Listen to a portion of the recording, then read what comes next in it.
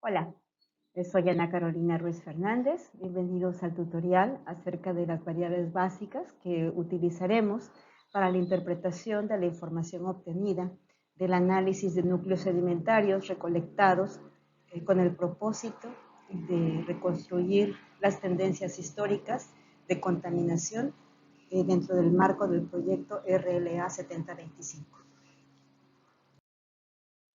Comenzaremos por hablar de la compactación. Esto es un proceso natural que se refiere a la pérdida progresiva de la porosidad de los sedimentos con el enterramiento, principalmente debido al desplazamiento de agua, resultado de la acción, de la presión que ejercen las capas suprayacentes, las que se van depositando posteriormente, y que van a tener como consecuencia que estas capas depositadas primero vayan perdiendo el espesor. Vemos, por ejemplo, que con el depósito tenemos mucho más espacios entre las partículas. Este espacio se va reduciendo con la compactación hasta que tenemos un sedimento más consolidado. La compactación afecta la exactitud del fechado con plomo 210, por lo tanto necesitamos hacer algunas correcciones durante el fechado y dependiendo del modelo que utilicemos vamos a requerir ya sea de la variable de profundidad másica o la de densidad in situ. Ambas variables requieren de cálculos basados en el peso, en la masa de las secciones que estamos obteniendo del núcleo sedimentario. Por lo tanto, es muy recomendable obtener estos valores con la mayor exactitud posible. Ahora veremos cómo se calculan. Una vez que tenemos en el laboratorio nuestro núcleo sedimentario y que ya lo hemos cortado, la siguiente tarea es determinar la masa húmeda de cada una de las secciones de los que hemos obtenido del núcleo. Esta masa debería ser la masa total de la sección y después secar el núcleo sedimentario y obtener el peso seco de cada una de estas secciones, la masa seca. Con ambas informaciones, la masa húmeda y la masa seca, podemos calcular la humedad. La humedad es muy útil porque nos permite calcular la porosidad y la densidad aparente del sedimento. Sin embargo, la forma más directa y más simple es calcular estas variables a partir de la masa seca total de cada sección. Aquí tenemos las fórmulas que utilizaríamos para la profundidad másica, por ejemplo. Vamos a requerir la masa total seca de la sección y la vamos a dividir entre la superficie.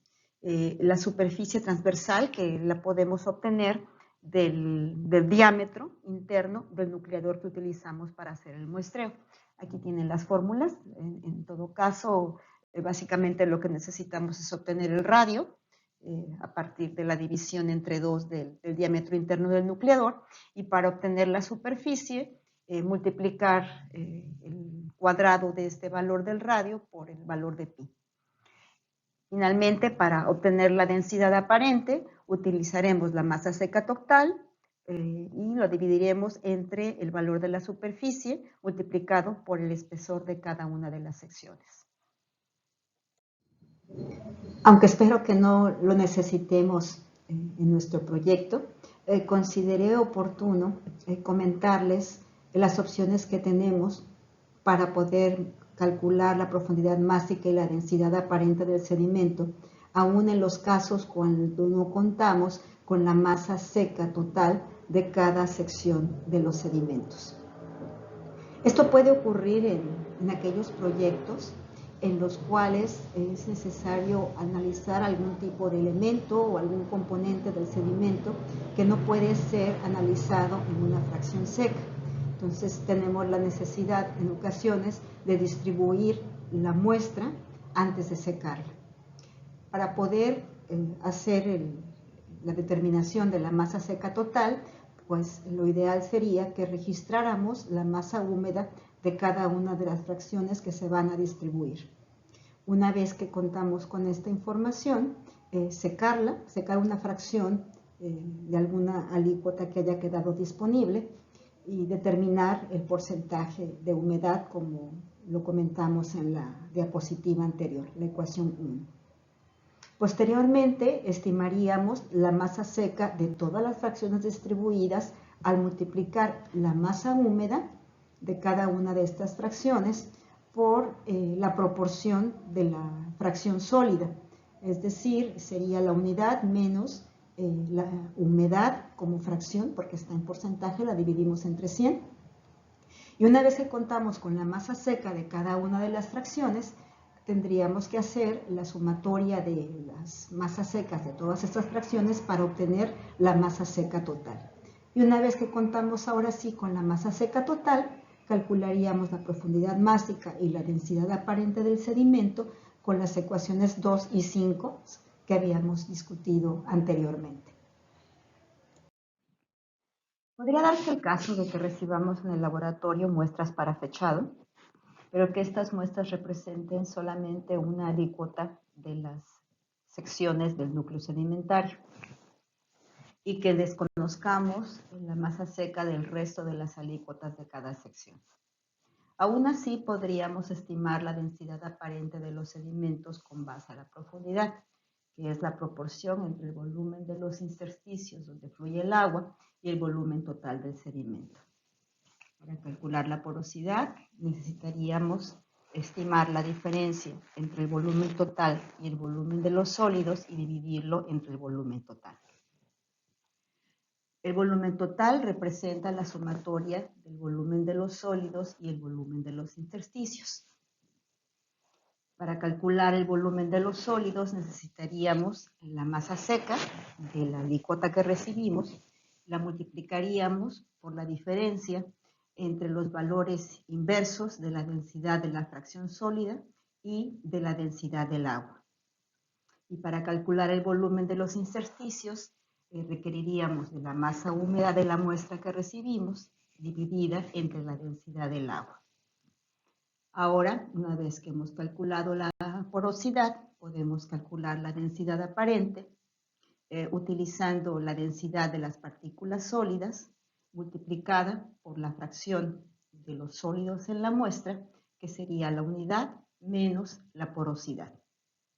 Ahora, este valor de la densidad de las partículas sólidas lo podemos obtener como un valor teórico. Existen diferentes referencias en la literatura. Aquí les muestro un par de ellas. Esto es un valor ponderado, una media ponderada de las densidades de diferentes componentes dentro de los sedimentos, incluyendo materia orgánica y distintos minerales. Así que no es exactamente el valor más preciso con el que quisiéramos contar, pero calcular la densidad aparente de esta forma al menos nos permitiría continuar adelante con los cálculos del fechado. Otra variable que pretendemos medir dentro de nuestro proyecto es la relativa a las pérdidas por ignición. Las pérdidas por ignición a 550 grados centígrados nos permiten estimar el contenido de la materia orgánica y las pérdidas por ignición a 950 grados centígrados nos permiten estimar el contenido de los carbonatos en los sedimentos. Esta es una técnica bastante popular porque es sencilla y relativamente barata. Nos permite obtener los perfiles de materia orgánica y de carbonatos respecto a la profundidad en los núcleos sedimentarios.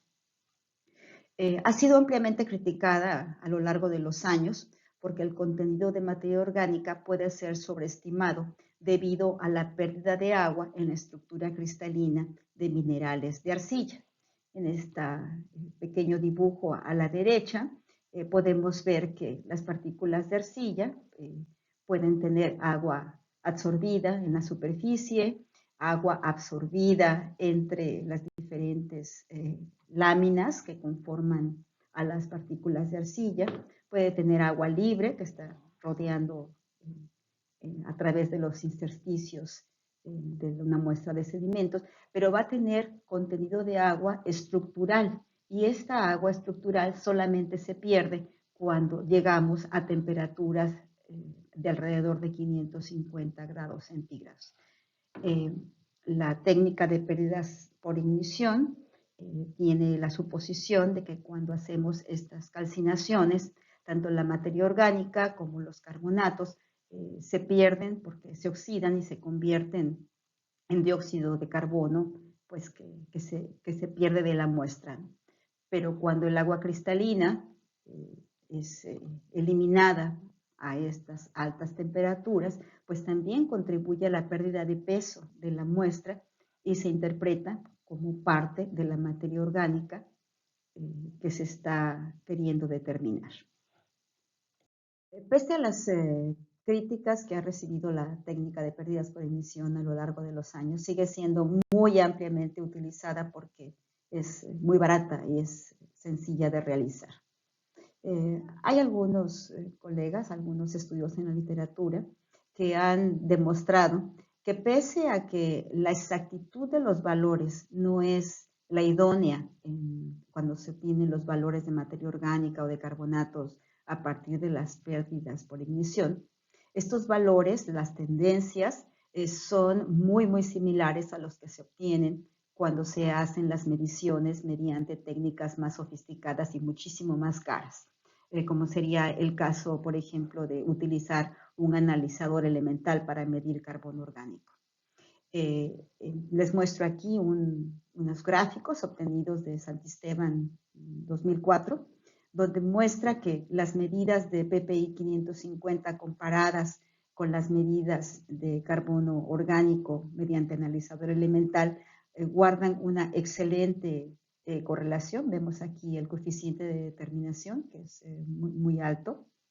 Y lo mismo cuando comparan los valores de pérdidas por ignición a 950 grados, o sea, los carbonatos, el carbono inorgánico, contra valores obtenidos por culometría.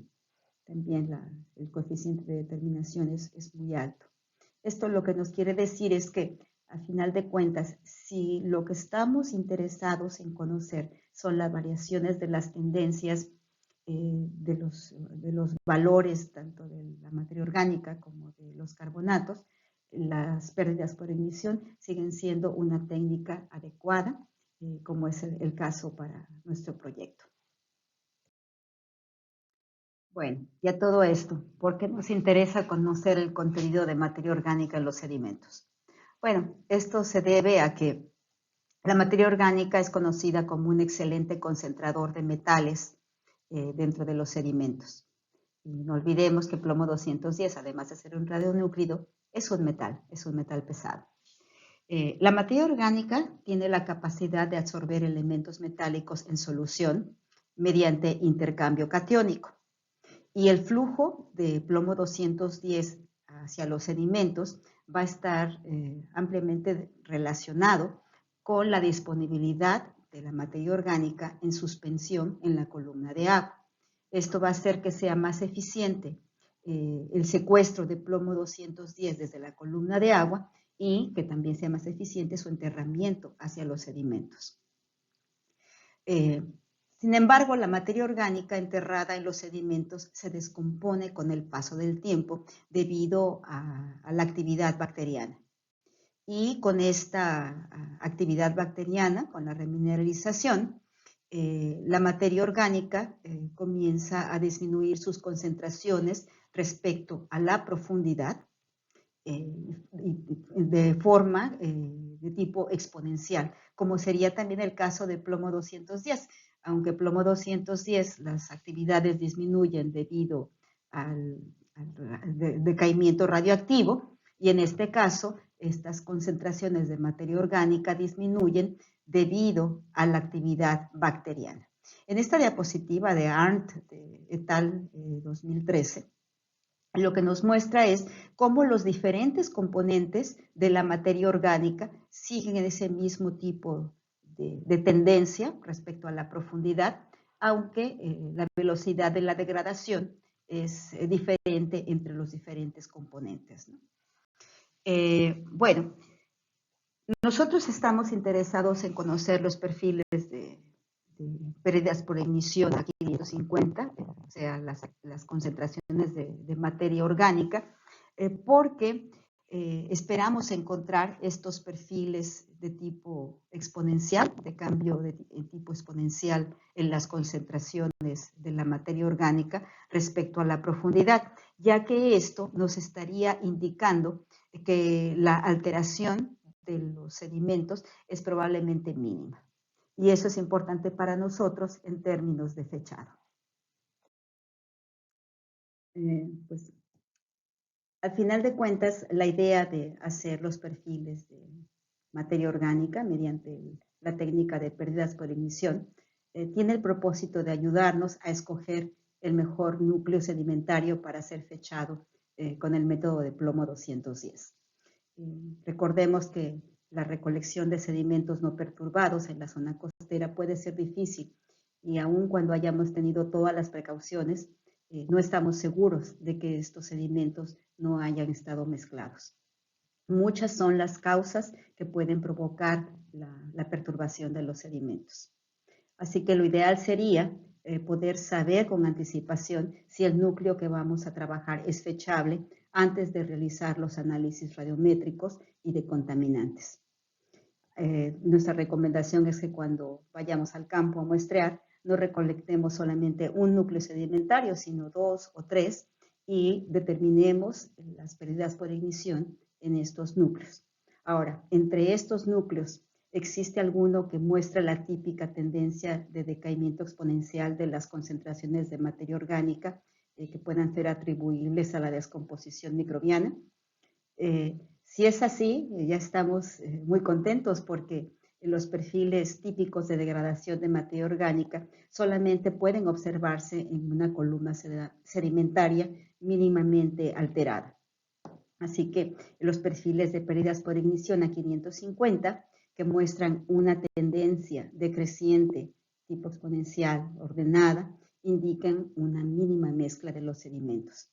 Entonces, los perfiles de pérdidas por ignición a 550 respecto a la profundidad pueden ser utilizados como indicador preliminar para identificar los mejores núcleos que puedan ser fechados con plomo 210. Bueno, ¿y por qué nos interesan los datos de pérdidas por ignición a 950 grados? Comentábamos anteriormente que esta determinación nos permite estimar las concentraciones de los carbonatos en los sedimentos.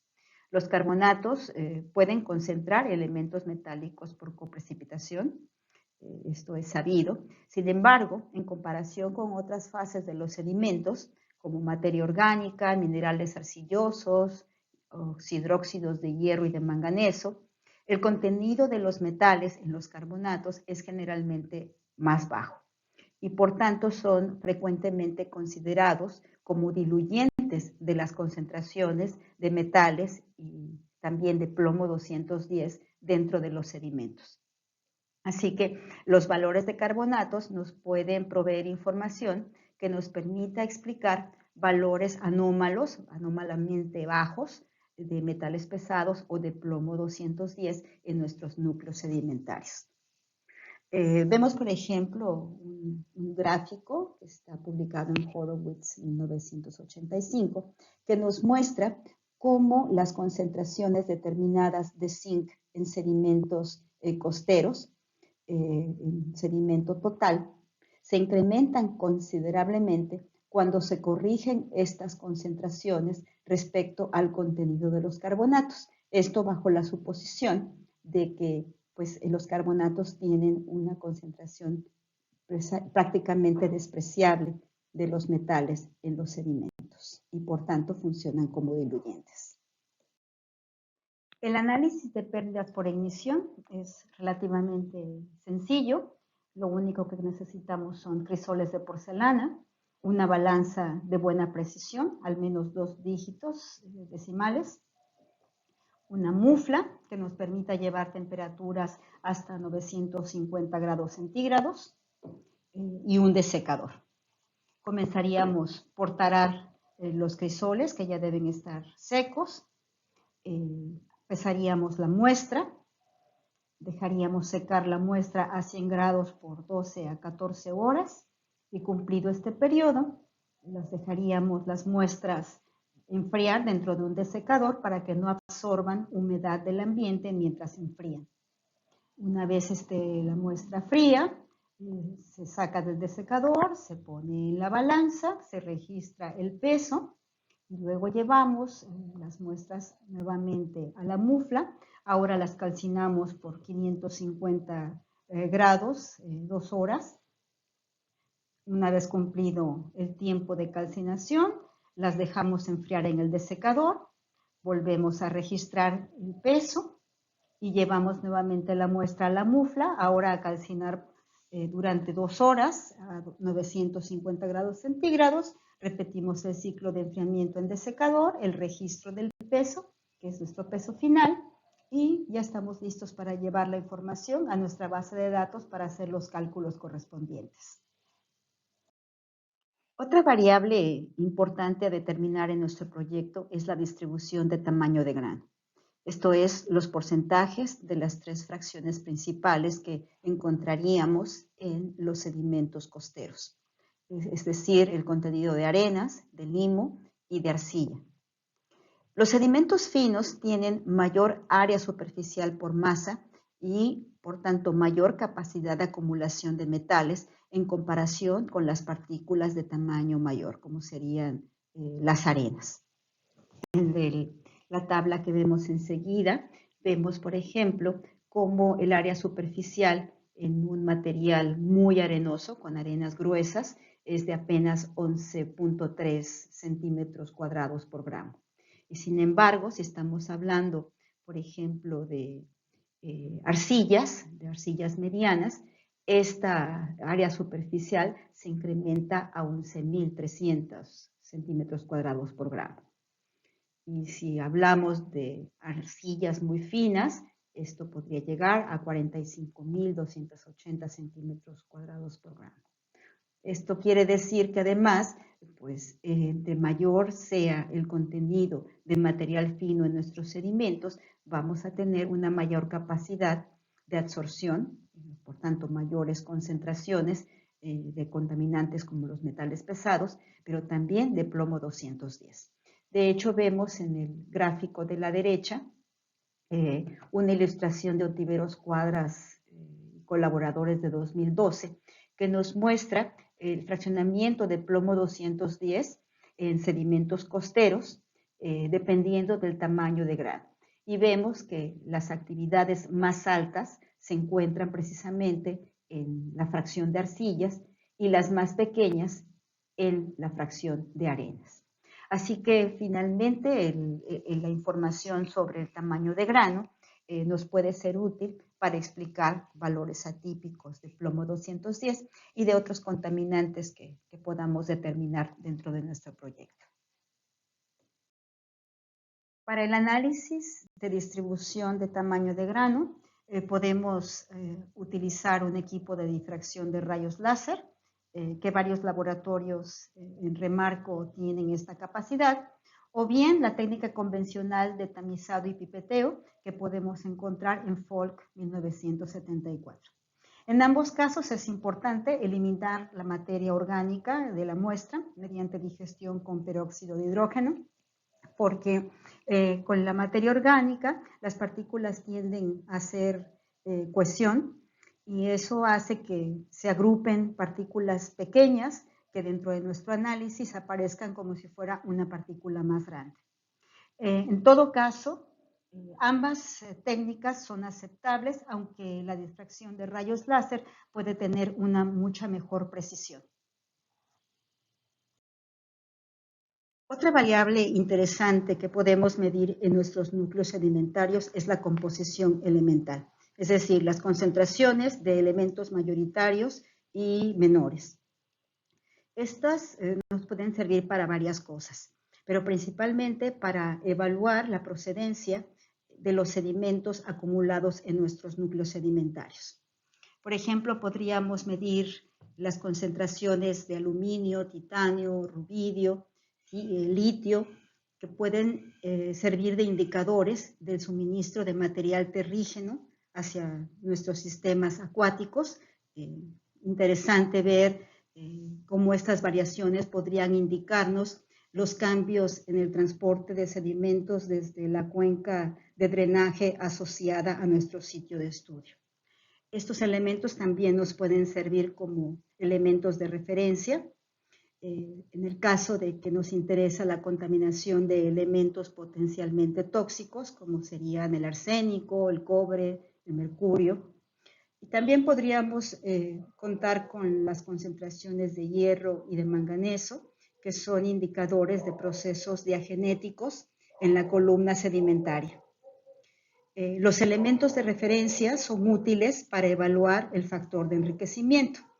Para calcular este factor de enriquecimiento, que nos sirve como índice para evaluar la contaminación por los elementos potencialmente tóxicos, necesitamos las concentraciones de estos elementos potencialmente tóxicos divididos por la concentración del elemento de referencia que hayamos escogido en cada una de las muestras y también este valor para el fondo de nuestro núcleo sedimentario. Este fondo puede representar tanto concentraciones preindustriales, es decir, entre comillas, naturales, que serían las registradas en sedimentos más antiguos de 100 años, o bien representaría este fondo los valores de la línea base, es decir, de los sedimentos más profundos de nuestro núcleo, que no necesariamente serían mayores a 100 años, sino pues de la fecha que hayamos obtenido a partir del fechado con plomo 210. Para evaluar el enriquecimiento de estos elementos potencialmente tóxicos, contamos con una clasificación que va desde sitios donde la contaminación es mínima, donde los factores de enriquecimiento son menores a 2, hasta condiciones de contaminación extrema, donde el factor de enriquecimiento tendría valores mayores a 40. En todo caso, el medir los elementos indicadores de suministro de material terrígeno sería muy útil cuando querramos evaluar la relación que existe entre la contribución de las zonas aledañas a nuestro sitio de estudio con las concentraciones de microplásticos dentro de nuestros sedimentos. Para determinar la composición elemental de nuestros sedimentos, contamos con varias alternativas. Podríamos analizar los sedimentos por espectrometría de fluorescencia de rayos X, por espectrometría de absorción atómica o por espectrometría de masas con plasma acoplado inductivamente. Cualquiera de los tres métodos es adecuado y entiendo que dentro de Remarco diversos laboratorios cuentan con algunas de estas metodologías, por lo cual pienso que sería muy factible realizar este análisis en nuestros núcleos sedimentarios. Antes de cerrar este tutorial, me gustaría mostrarles algunos ejemplos en los que hemos utilizado los perfiles de pérdidas por ignición para escoger el mejor núcleo para fechado. Estos resultados que les muestro pertenecen al proyecto RLA 7012. Están relacionados con 3 núcleos sedimentarios recolectados en la desembocadura del río Coatzacoalcos al sur del Golfo de México. Las figuras en la parte superior muestran los perfiles de pérdidas por ignición para la determinación de las concentraciones de materia orgánica. Y vemos que los primeros 2 núcleos muestran perfiles prácticamente planos, en tanto que el último perfil muestra la tendencia de tipo exponencial que se esperaría por la degradación bacteriana de la materia orgánica con el paso del tiempo. Ahora, en la línea inferior vemos los perfiles de actividad de plomo 210 y podemos observar cómo los perfiles de plomo 210 del primero y el segundo núcleo son prácticamente planos, que son los núcleos donde también la materia orgánica mostró perfiles prácticamente planos. En cambio, en el último perfil vemos que las actividades de plomo 210 van disminuyendo progresivamente con la profundidad. Es un perfil relativamente ordenado, excepto por la parte intermedia, donde vemos actividades bastante empobrecidas de plomo 210, que con el análisis de terrígenos y utilizando el fechado derivado de este núcleo, concluimos que tenían relación con la construcción del puente Coatzacoalcos II, ya que las excavaciones removieron sustanciales cantidades de sedimento que ya estaba enterrado y por lo tanto era sedimento más viejo, empobrecido en plomo 210. Por último, quisiera mostrarles los resultados del análisis de pérdidas por ignición y de plomo 210 en los núcleos que recolectamos con el propósito de reconstruir la contaminación por microplásticos en nuestro proyecto. Estos núcleos pertenecen al sistema lagunar Esterodurías, del que ya les he hablado anteriormente en el primer tutorial, en el tutorial de selección de sitio de estudio. Y bueno, lo que les quiero mostrar es que de los 3 núcleos, solamente el primero de ellos muestra un perfil de pérdidas por ignición que no es lo que esperábamos, no muestra esta tendencia de decrecimiento exponencial de las concentraciones de materia orgánica. Aquí no está mostrado, pero lo que hemos encontrado con el análisis de tamaño de grano es que en estas capas tenemos un incremento en las concentraciones, en los porcentajes de arena, que han diluido las concentraciones tanto de plomo 210 como de la materia orgánica. Ahora, estos dos núcleos, el EU09 y el EU14, están recolectados hacia el fondo del estero, donde nuestro análisis de corrientes nos indicaban que eran los sitios más adecuados para muestrear. Encontramos que los perfiles de pérdidas por ignición muestran tendencias de decrecimiento con la profundidad en ambos núcleos. Estas tendencias son significativas. Y también vemos que los perfiles de plomo 210 son bastante más regulares y por tanto estos dos núcleos son fechables. Espero que este tutorial les haya resultado interesante y que les sea útil. Muchas gracias. Nos vemos en el próximo.